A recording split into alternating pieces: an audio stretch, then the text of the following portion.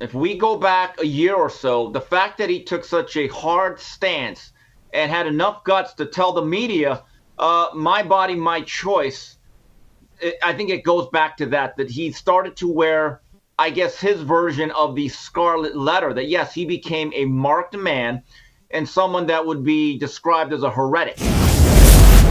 Steve Kim, the Korean Cosell, is a Charles Barkley groupie. The NBA on TNT is his favorite television show. And so I want Steve to come on and defend Charles Barkley for calling for Kyrie to be suspended over a tweet with no words.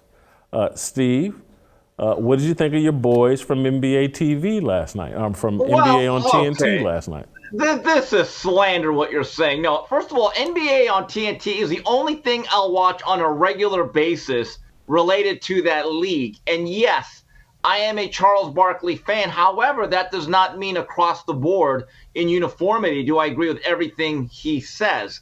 Okay, let me put it to you this way. I love Jimmy Johnson. I think he's the greatest coach we ever had at the University of Miami, but I still hold the 87 Fiesta Bowl against him. You should have ran that ball to Alonzo Highsmith and they would have beat Penn State. Last night was Charles Barkley's Vinny Testaverde game. I'm sorry, and I get it. There's one thing I never say because it's so pretentious. Well, I don't agree with everything such and such says. Well, yeah, you're not supposed to. I mean, that's the height of arrogance to think that anyone is supposed to be in lockstep with your thoughts and comments. Now, with that said, Charles Barkley and the rest of that crew, they can't say anything else. Under their position with corporate legacy media and the salaries they make, the safest position you can take in NBA journalism and media is to just go against Kyrie Irving in anything. If Kyrie Irving said the earth was flat, oh, by the way, he did that already. All right, that bad example. If he said the sky was purple, disagree with him and you're on the right side. If he said that cows could fly, you know what? Disagree with them. Okay? And he could say anything, but as long as you're on the opposite side of whatever he says, that's the approved messaging. And that's very unfortunate that even a guy like Charles Barkley, who has FU money and FU status, has to capitulate. What do you think of my assertion that this is really about the jab and not about the tweet? There's a lot of truth to it. I think it goes back to it.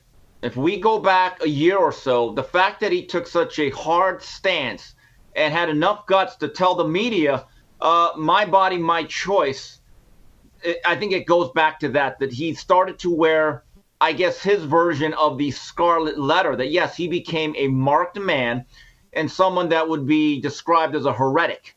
Okay, and that simply is not acceptable. But I have a question for all these people badgering Kyrie Irving now. In essence, aren't you telling him, ironically, to just shut up and dribble? I mean, isn't he allowed to have his own opinion, whether you agree with it or not? What I have a problem with is whether you agree or disagree with Kyrie. The questioning from certain members of the media, it's more like an inquisition than just stating, like, I want to know what your opinion is and what your reasoning is. I'm not trying to investigate you and trying to turn state's evidence or try to change your opinion. I see way too much of this as it relates to the questioning of that particular individual. Okay, I'm like, when I interview somebody, Jason, I don't know about you, I actually want to get your thoughts. I'm not trying to change your opinion. I actually just want to see, what do you think about certain things? Like, I interviewed Buddy McGirt yesterday, world famous trainer, Hall of Fame boxer, one of my favorite people. And we had what I thought was a very entertaining, productive conversation. But first and foremost, I knew this. I want to get his thoughts. I'm not trying to get my thoughts to usurp his opinions. And the other thing that's really interesting is with Kyrie Irving having his own thoughts and viewpoints, whether you agree or disagree, what happened to more than an athlete? Does that not apply anymore? I mean, Kyrie Irving on certain issues, he's more than an athlete. He should speak out and use his voice. Okay, but what about in this situation? Does that not apply? I mean, these individuals, this whole institution, they move goalposts more than Tennessee Volunteer fans. It's ridiculous.